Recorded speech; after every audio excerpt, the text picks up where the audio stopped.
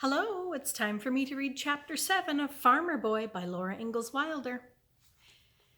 This book has been entered into the public domain in Canada by the creator. If you live in a different country, please check the copyright laws on Farmer Boy by Laura Ingalls Wilder, because if it's still in copyright, you cannot reproduce this book. Okay, Chapter 7, Saturday Night. Here's a little picture. That night was Saturday night. All day long, Mother had been baking, and when Almanzo went into the kitchen for the milk pails, she was still frying donuts. The place was full of their hot, brown smell and the wheaty smell of new bread, the spicy smell of cakes, and the syrupy smell of pies. Almanzo took the biggest donut from the pan and bit off its crisp end. Mother was rolling out the golden dough, slashing it into long strips, rolling and doubling and twisting the strips. Her fingers flew. You could hardly see them. The strips seemed to twist themselves under her hands and to leap into the big copper kettle of swirling, hot fat. Plump, they went to the bottom, sending up bubbles. Then quickly they came popping up to float and slowly swell till they rolled themselves over, their pale golden backs going into the fat, and then their plump brown bellies rising out of it. They rolled over, Mother said, because they were twisted. Some women made a newfangled shape, round with a hole in the middle. But round donuts wouldn't turn themselves over. Mother didn't have time to waste turning donuts. It was quicker to twist them. Almanzo liked baking day, but he didn't like Saturday night. On Saturday night, there was no cozy evening by the heater with apples, popcorn, and cider. Saturday night was bath night.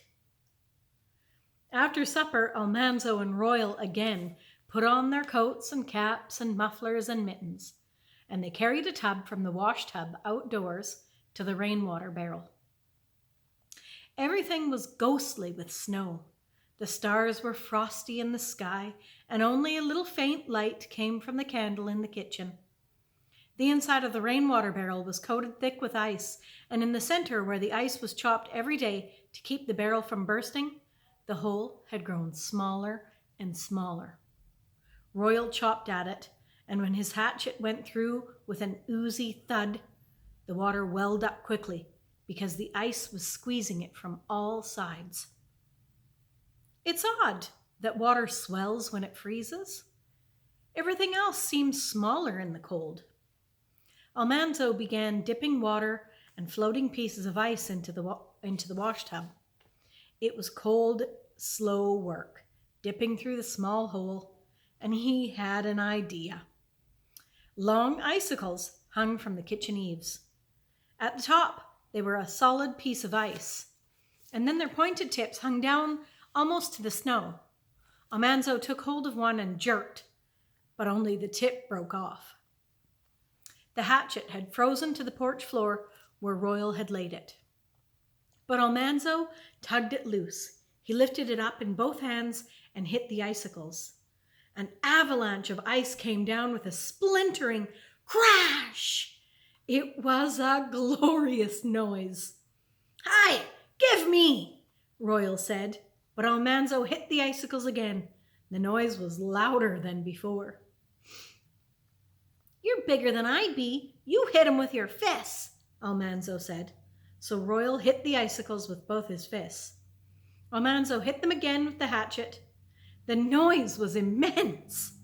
Almanzo yelled and Royal yelled, and they hit more and more icicles. Big pieces of ice were flying all over the porch floor, and flying pieces pitted the snow.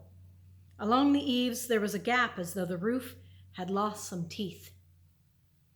Mother flung open the kitchen door. "Mercy on us!" she cried. "Royal, Almanzo, be you hurt?" "No, Mother," Almanzo said meekly. "What is it? What be you doing?" Almanzo felt guilty, but they had not really been playing when they had work to do. "Getting ice for the bath water, Mother," he said. "My land! Such a racket I never heard. Must you yell like that?" "No, Mother," Almanzo said. Mother's teeth chattered in the cold, and she shut the door. Almanzo and Royal silently picked up the fallen icicles and filled the tub. It was so heavy they staggered when they carried it, and Father had to lift it onto the kitchen stove.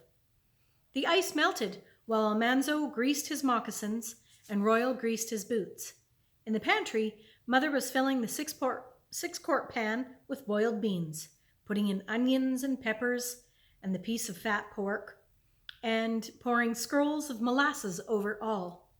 Then Almanzo saw her open the flour barrels. She flung rye flour and cornmeal into the big yellow crock, and stirred in milk and eggs and things, and poured the big baking pan full of that yellow-gray rye dough. "You fetch the rye, Almanzo. You don't spill it," she said. She snatched up the pan and beans, and Almanzo followed more slowly with the heavy pan of rye. Father opened the big doors of the oven and the heater, and Mother slid the beans and the bread inside. Then they would slowly bake there till Sunday dinner time. Then Almanzo was left alone in the kitchen to take his bath. His clean underwear was hanging on a chair back to air and warm. The washcloth and the towel and the small wooden pannikin of soft soap were on another chair. He brought another wash tub from the woodshed and put it on the floor in front of the open oven door. He took off his waist and one pair of socks and his pants, and then he dipped some warm water from the tub on the stove into the tub on the floor. He took off his other pair of socks and his underwear, and his bare skin felt good in the heat from the oven. He toasted in the heat, and he thought he might just put on his clean underwear and not take a bath at all. But Mother would look when he went into the dining room. So he stepped into the water. It covered his feet. With his fingers, he dug some of the brown, slimy, soft soap from the pannikin and smeared it on the washcloth. Then he scrubbed himself well all over. I'll show you the picture. Getting in the tub. The water was warm around his toes, but it felt cold on his body. His wet belly steamed in the heat from the oven, but his wet back shivered. And when he turned around, his back seemed to blister, but his front was very cold. So he washed as quickly as he could, and he dried himself and got into his warm underwaist and his woolly long drawers, and he put on his long woolen nightshirt. Then he remembered his ears. He took the washcloth again, and he scrubbed his ears and the back of his neck, and then he put on his nightcap. He felt very clean and good, and his skin felt sleek in the fresh, warm clothes. It was the Saturday night feeling. It was pleasant, but Almanzo didn't like it well enough to take a bath for it.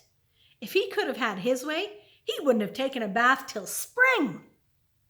He did not have to empty his tub, because if he went outdoors after taking a bath, he would catch cold. Alice would empty the tub and wash it before she bathed in it. Then Eliza Jane would empty Alice's, and Royal would empty Eliza Jane's, and Mother would empty Royal's. And late at night, Father would empty Mother's and take his bath, and next morning he would empty the tub for the last time.